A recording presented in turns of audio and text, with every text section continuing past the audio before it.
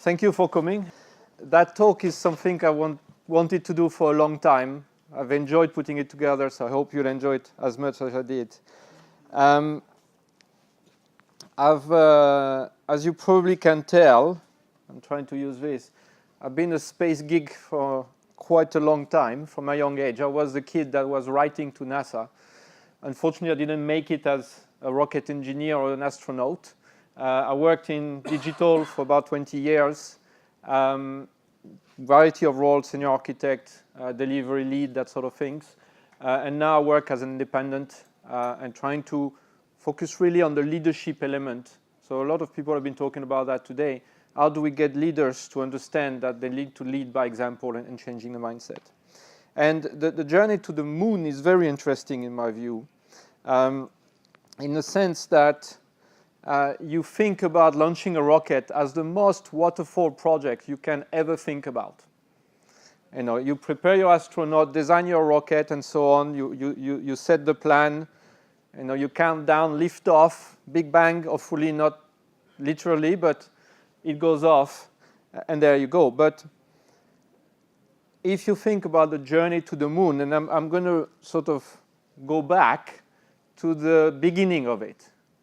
And the beginning of it was Sputnik. The Soviet actually sent Sputnik, which was the first satellite, human-made satellite, going around the Earth. And the Americans got really freaked out. They were losing the Cold War race. That was a symbol. And the Russians could put actually, or the USSR could put satellites to spy on them, or God knows what else. And the roots of all this is very almost so in the military sort of things. And then the Americans tried to launch their answer to that and their own satellites. And there was a massive humiliation of the Vanguard rocket with 30, 40 million Americans tuning in to see the launch. The rocket sort of falling down to the launch pad and exploding. And shortly after, the Soviets also put the first man in space, not only in space, but actually orbiting with Yuri Gagarin. And then Kennedy, you know, as part of the Cold War and so on, but also as a motivation to the nation, just say this nation should commit itself to achieving the goal before this decade is out of putting a man on the moon and returning him safely. That was in 1961. Sadly, he was actually assassinated not long after. But how do you put a man on the moon in the 60s? Let's not forget the constraints. You know, you have no round the world communication. It doesn't exist. We take it for granted today, but it did not exist back then.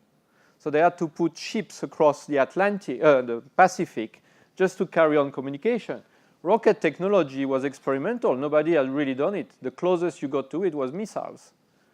You know, sensors, telemetry just emerging, trajectory. If you want to calculate trajectory for two things to meet in space, you need computing.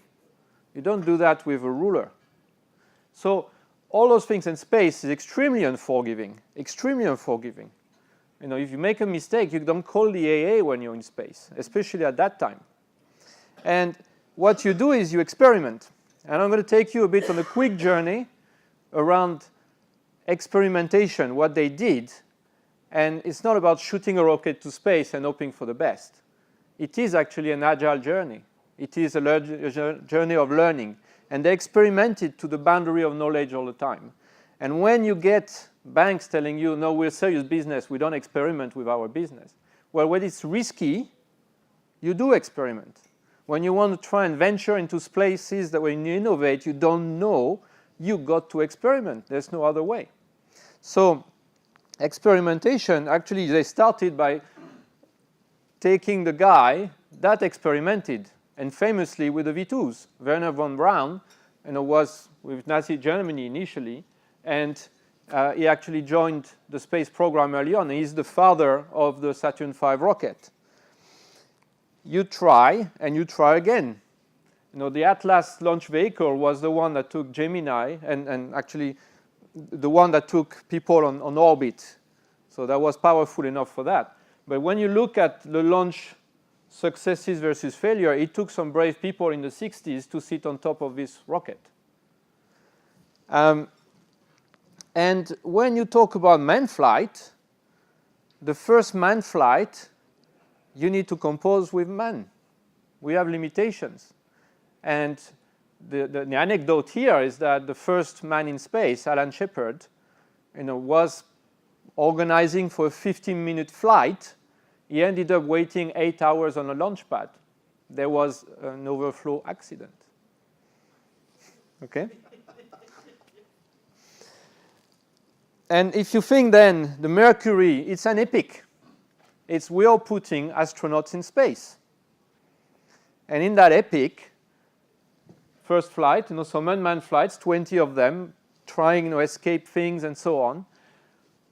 Shepard first flight, Liberty Bell, Grissom almost drowned. No problem in space. But once he returned, he actually went out of the cabin and couldn't swim in his spacesuit. Almost drowned. Glenn, the first orbit, American orbit, there was a sensor failure. And he didn't know if he had his heat shield underneath him to return. And they actually sort of returned, hoping for the best. And actually, it was a sensor failure. It wasn't the heat shield gone. But they didn't know. You cannot sort of open the door and look underneath. If you see what I mean. And then they got to the point where they got comfortable with it. They could fly a day in space or get a day in space. And then was the next epic, the Gemini, really about flying in space and doing some extravehicular activity, EVAs. You need to do that to get to the moon. And another set of problems. When you try and sort of walk out of a spacecraft, well, the pressurization of your suit can become a problem. If it inflates, it's very difficult to get back to, through the hatch. That sort of problem. It's very risky. If the guy cannot get back in, he cannot come back. And then you add duration and rendezvous. So you try and just bring two vehicles nearby each other in space. They never done that. And then you go into docking maneuvers. How are you going to clip two spacecraft together? And actually, incidentally, on that one, Neil Armstrong on the comment, one thruster got stuck, and he got sent in a spin, but pretty much like the spinning of your washing machine. I think at some point it was 500 rotations per minute. That close to actually losing all the blood to your brain and all those things. And he kept control of it, ran out of a lot of the fuel as well, because you don't refill in space. And they had to abort the mission quickly and go back down because they were short of fuel. But then, every time they learned, then basically they went into repeating this to mastery until Gemini 12, and they were done. That was now flying in space was something quite common. And then came the last trip to the moon, the Saturn V rocket. I cannot speak about that without talking about the Saturn V rocket. It is 111 meter high, taller. Imagine Big Ben taking off. And a bit bigger than Big Ben even. And only that little bit at the top comes back, by the way. If you get the chance, go to the Kennedy Space Center in Florida. There is one on display because they canceled the last two flights. And it's spectacular to see. Spectacular to see the sheer size of it, the size of the engines and so on. And the loudest man-made noise just after the atomic bomb, actually, blast. But that said, it didn't start well. On a rehearsal on the ground, they had a fire in the cabin, and tragic loss of 3 astronauts, Apollo 1. And there's a memorial at the Kennedy Space Center. And that almost kiboshed the whole thing. But they kept going. And they did a few more unmanned missions with Saturn 1B and Saturn 5. Saturn 5 is the moon rocket. The 1B is actually the one that goes near Earth sort of orbit. And by Apollo 7, they were back on track. 10 days in space. Enough duration for a moon flight. Then came Apollo 8. And the plan for Apollo 8 was to go out in space and come back down to Earth. It wasn't a plan to actually go around the moon. But the directors at the time of NASA felt, we're not going to learn anything out of that. We learned enough. We have to, and if we want to keep going for being within the decade, we need to try and go around the moon. So that's what's called translunar injection. And Apollo 8 has a nice 8 around Earth and Moon. Now, the reality here is dangerous because you slow down to get into the gravity of the moon, and then need to fire up again to actually get back to a trans-Earth injection. If you mess that up, if the engine doesn't start again, you become a permanent feature of the moon. Okay? That was successful. And then there was Apollo 9, which was going around the Earth and maneuvering between the LEM, lunar module, and the command module. Apollo 12 was 10 was rehearsing an approach, and Apollo 11, the Eagle, has landed. The big, yay, we're on the moon. And the famous words from Neil Armstrong, a small step for man, a giant leap for mankind. And that was within the decade, goal achieved. Now, the narrow margin of success of Apollo 11, they had to construct a vehicle that resembled to the LEM so that they could maneuver it and learn how to train with it. The first vehicle, Armstrong had to eject from it. Split-second decisions to eject here because you're flying very near to the ground. And it crashed. And you only had a training vehicle barely a month before the moon landing. The simulation is like TDD. So they tried error 1202 and 1201, computer overload. In the simulation, the last simulation before Apollo 11, they actually all decided to abort. And the testers, the simulation expert, told them it's not a reason to abort. It is actually you carry on. It's a computer overload. It will shrink what it does, and you take some manual commands.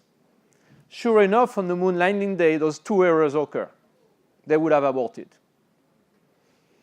Next one is they actually overshot. I think they missed depressurizing the SAS between the LEM and command module. That popped like a cork. They overshot the landing by about 4 kilometers. So they had to manually decide, and what they trained here, they had to apply here. Otherwise, they couldn't land. And lastly, they had a pressure buildup of the helium tanks once they landed, and they almost had to abort then. Almost had to go back as soon as they landed. But it calmed down, then they could walk out. And when they walk out, they broke a lever that was rearming the ascending mechanism. And they had to actually activate it by putting a pen in it. So human ingenuity, you see.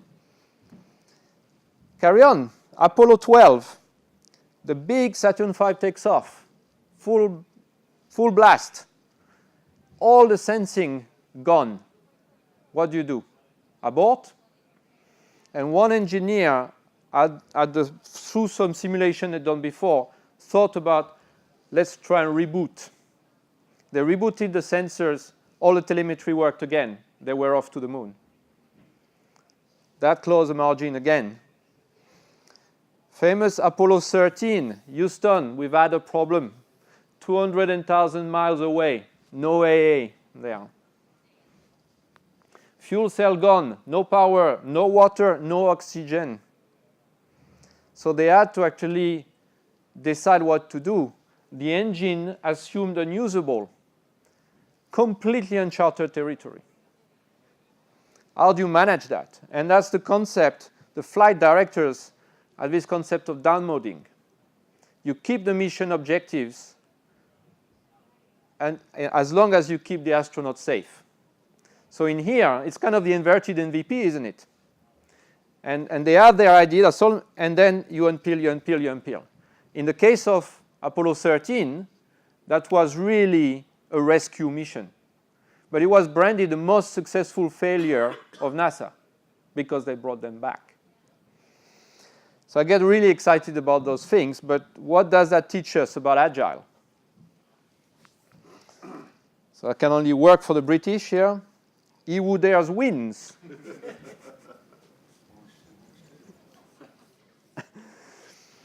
But he's right. He's absolutely right.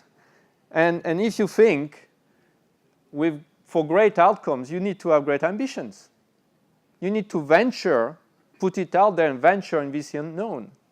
And if you think about Agile in the day-to-day that we have, I see a lot of banks, all the ambition is to somehow reduce cost. And they want a big execution. Next year, I'm the boss here. Next year, 80% of you will do Agile. That's not right. What's right is the big vision. Let's explore where we want to take the business. What can we do of value next month, or even sooner? So many people think like that, not many like that. That's what Agile is about, really. If you think about leadership, Apollo 13, standard mission, all is good. We're starting a cryosphere. Bang. Suddenly, your guys are here. We've had a problem. It's a problem we never experienced before. The guys are going to be dying in about 2 hours if we don't find solutions now. You're the leader. You need to get your people out of chaotic. Famous sentence, failure is not an option. We're going to bring them back. He doesn't know how. He doesn't even know if it's possible. But we're going to start organizing to make that possible. Then you recompose the teams, and he said, some teams you're going to talk to so they had 3 shift teams to talk permanently to the spacecraft. 2 teams were on shift, another team were in room 210, and they were working out procedures. What was the next problem to solve? And they were the one working out those, passing the procedures to the people talking, applying the procedures there. So he created the context for the solutions to emerge. His role as a leader was to create the context, not to come micromanaging with solutions. And people emerged and find the solutions from that. They came back home safely. They literally had to find square pegs into round holes just to get the breathing system to actually discard the CO2. If you watch Apollo 13 movie, it describes that. So as a leader, you need to know your context. You need to work on the context so that the teams can find the solutions. It's all about systemic thinking and people. If you think in terms of strategy, in order to put the man on the moon, that's your experiments.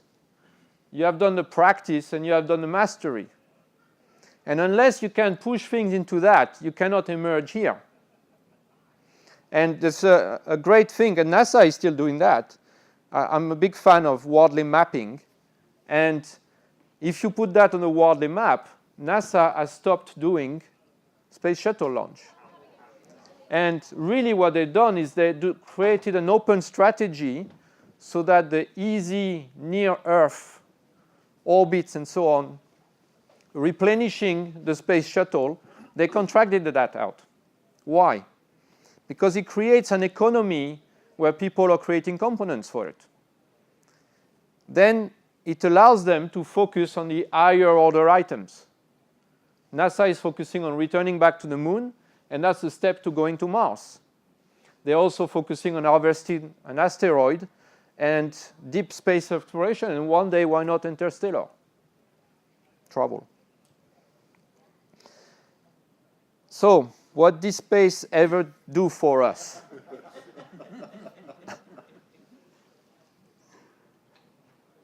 I know my British classics, don't I? Well, the interesting thing is, you may not realize, but satellites, fuel cells and solar power, I think nappies even, a lot of those things came out of going to the moon and space exploration. Now, if you think a company, and what Dave Snowden qualifies as exploring the adjacent opportunities, those of adjacent opportunities, yes, it cost a lot, the space program, but Kennedy built probably 50 years of global leadership for the US out of it. Through knowledge, through working on knowledge and expanding knowledge, you will find things to win. And I will leave you on this sentence of John Fitzgerald Kennedy. We chose to go to the moon. We choose to go to the moon in this decade and do the other things, not because they are easy, but because they are hard. Because that goal will serve to organize and measure the best of our energies and skills. It's about energies and skills. It's what you want to create in a company. And so we choose to do agile thinking in enterprise and take them further with it. Thank you very much. I thank somebody that actually did a similar talk and that helped me to review it. I would recommend visiting the Space Center, some books on it. And I also run a meetup where we actually explore the edges of Agile, let's say. I purposefully don't want to explore Scrum and stuff like that. There's enough in the market for it. But we explore all the things around agility, lean, and so on. Called it Lean IT for lack of a better word, but that's what it is. Thank you.